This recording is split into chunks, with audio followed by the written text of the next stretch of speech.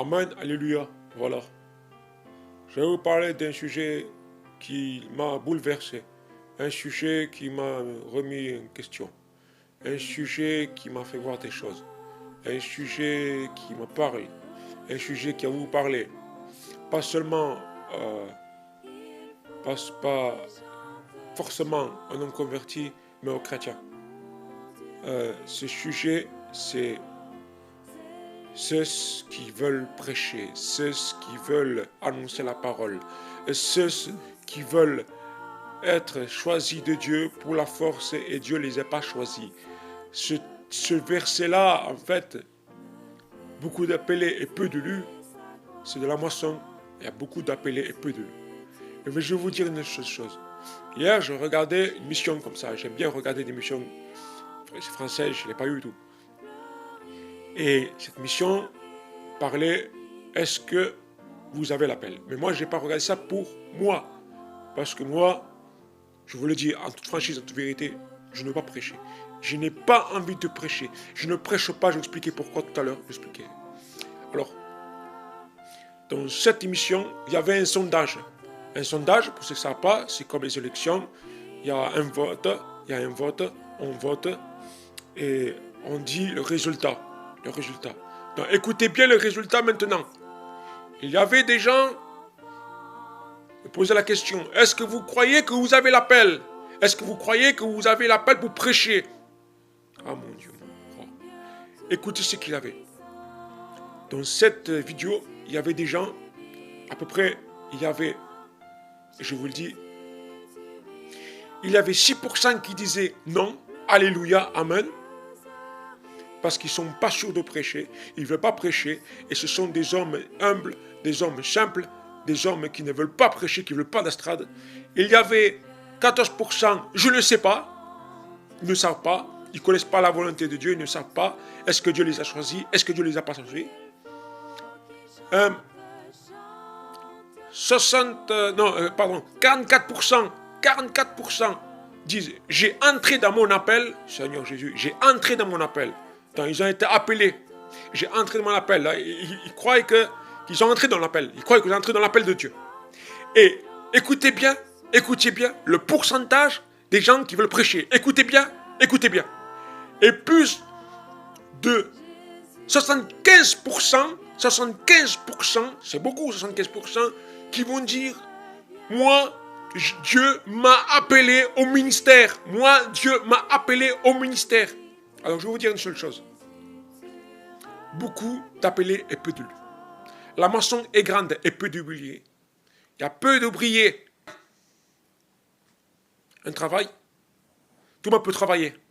Mais tout le monde ne peut pas travailler parce que je vais vous dire une chose. Aujourd'hui, on vit un temps où le travail se fait rare. Je parle charnellement, je ne parle pas spirituellement. Charnellement, le travail se fait rare. Il y a des gens qui cherchent du travail, il y a des gens qui ne peuvent pas travailler, il y a des gens qui veulent travailler. Alors, si on prend ce texte biblique maintenant, beaucoup d'appelés et peu de lus, ça veut dire qu'il y a beaucoup d'appelés et peu de lus. Ça veut dire quoi par là? Ça veut dire tout le monde se croit avoir l'appel de Dieu, tout le monde veut prêcher l'évangile, tout le monde veut dire Amen, Alléluia au micro, tout le monde veut dire Amen, Alléluia dans la rue, tout le monde veut dire Amen, Alléluia, tout ça. Mais dans le secret de leur chambre, dans leur vie, est-ce qu'ils ont reçu l'appel? Dans leur quotidien, est-ce qu'ils ont reçu l'appel? Dans leur manière d'être, est-ce qu'ils ont reçu l'appel? Voilà. Alors, il y a un autre appel qui existe. Et celui-là, je le veux, moi. Et celui-là, je le veux. Et je l'ai eu. Mais je le veux, celui-là, encore plus. C'est, venez à moi, vous tous êtes chargés, fatigués, je vous donnerai le repos. Voilà l'appel de Jésus. C'est cet appel-là qu'il faut. Il y a 3 appels dans notre vie. Il y a l'appel du Christ. Amen. L'appel des ministères de Dieu, prêcher tout ça.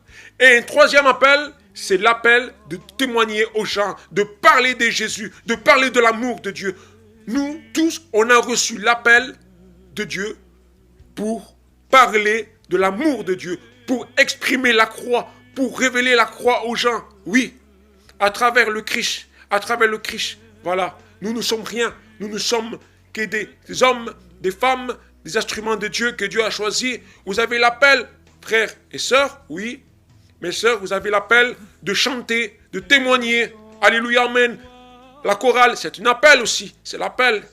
Le service dans l'église, c'est un appel aussi. Alléluia. Passer le balai, c'est Dieu qui vous appelle. Passer le balai dans l'église. Nettoyer l'église, c'est Dieu qui vous appelle. Nettoyer l'église. Oui, soyez fidèles. Alléluia. Aux petites choses. Et je vais vous conférer des grandes choses. Voilà ce que dit le Seigneur.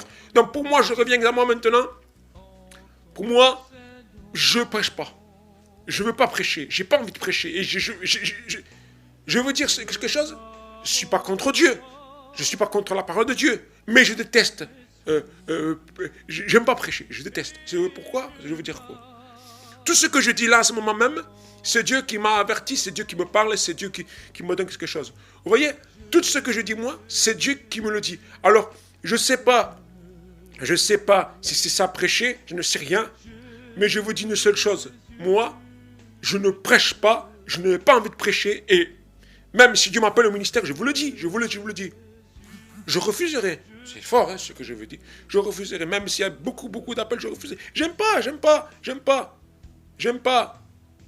Dieu va pas te mettre, le respect que je vous dois, un couteau ici, il va dire, allez, va prêcher. Non, Dieu n'est pas comme ça.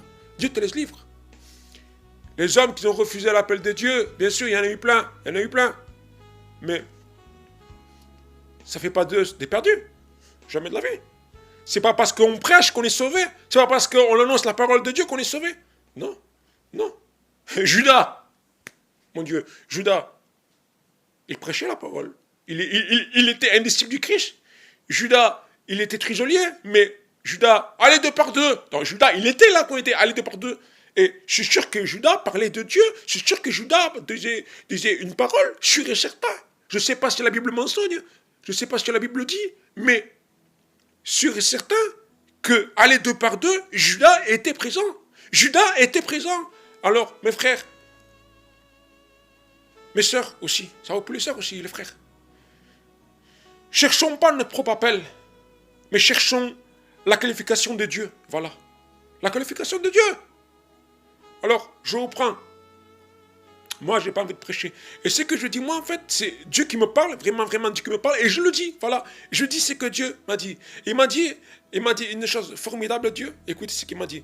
Il m'a dit, voilà, en voiture. Voilà. J'étais en voiture, et il m'a l'a dit. J'étais une fois en voiture, une fois à pied. Il m'a dit deux fois la même chose. Une fois en voiture, il m'a dit, il est mieux d'être connu de Dieu que des hommes.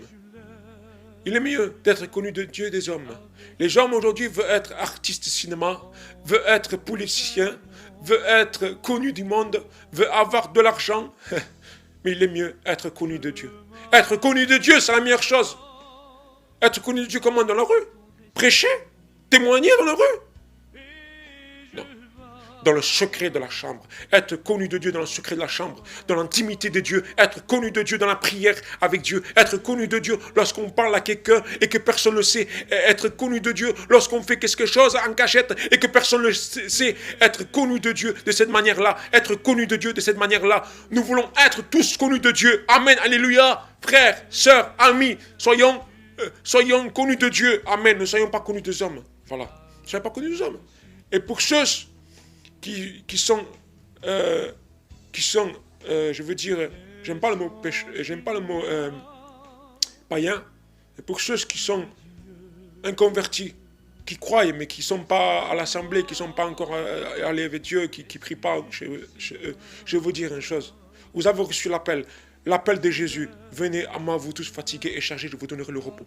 Voilà l'appel que vous avez reçu. Vous avez reçu l'appel de le servir dans son amour. Vous avez reçu l'appel de parler de Jésus. Vous avez reçu l'appel du sang du Christ. Voilà l'appel qu'on a reçu tous. C'est le sang du Christ. Il nous appelle à la repentance. Il nous appelle à l'aimer. Il nous appelle à le pardonner. Il nous appelle à l'avoir. Vous voyez, tout à l'heure, je parlais et je disais, Seigneur, quel amour tu as. Heureusement que tu as un seul amour. Dieu a un seul amour. C'est l'Église. Amen. Dieu a un seul amour. C'est l'Église.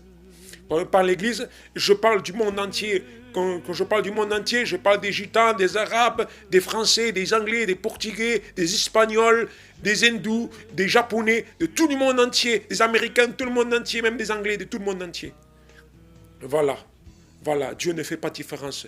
Dieu nous appelle tous, qu'on soit chrétien, qu'on soit serviteur de Dieu, qu'on soit missionnaire, qu'on soit sœur, qu'on soit rétrograde, qu'on soit disciple du Christ, qu'on soit éloigné de Dieu, qu'on soit vivre dans le péché, qu'on n'écoute pas Dieu, qu'on ne croit pas, qu'on soit non-croyant, qu'on soit athée. Dieu nous appelle tous. Dans son amour infini, Dieu nous appelle. Dans Jean 3,16, Dieu nous a appelés. Amen. Quand Dieu a tant aimé le monde. Alléluia. Dieu nous appelle. Dieu nous a appelés. Amen. Amen. Dieu a envoyé son Fils pour nous appeler, pour nous réconcilier avec lui. Amen, alléluia. Voilà, je ne prêche pas, mais je dis, voilà, ce que j'avais dans mon cœur, je l'ai dit, je l'ai annoncé avec force et vérité. J'ai annoncé le mot de Dieu, j'ai annoncé le mot qu'il m'a dit, et il m'a dit, parle comme ça, fais comprendre aux gens que l'appel qu'il faut avoir, c'est l'appel du Seigneur, bien sûr, amen, alléluia. C'est l'appel de la croix dans notre vie, amen, alléluia. Et c'est l'appel du sauvé, voilà. Nous ne voulons pas l'appel du perdu. L'appel du perdu, c'est quoi? C'est je prêche, j'annonce l'évangile, je fais des choses, mais dans mon cœur, il n'y a point Dieu. Je veux parler, je veux annoncer l'évangile, mais dans mon cœur, il n'y a point Jésus. Je veux parler, je veux annoncer l'évangile, mais dans mon cœur, je fais en cachette, et je fais des choses mauvaises. Non, non, non, non, non. Ça, c'est l'appel du perdu. À l'église, c'est l'appel du perdu. Beaucoup d'appelés, peu de lui. Voilà. Travaillons encore. Aujourd'hui, Dieu me fait cette grâce de travailler pour lui. Et je moissonne, je ne sais pas si je suis un bon ouvrier ou mauvais ouvrier, mais je moissonne, je moissonne par l'esprit, et je moissonne par sa parole, et je moissonne par lui. C'est lui qui me donne à moissonner. Moi, je ne veux pas travailler dans le ministère, je ne veux aucun ministère. Le seul chose que je peux faire, c'est donner un mot de Dieu. Amen, alléluia. Que Dieu vous bénisse, frères et sœurs et amis.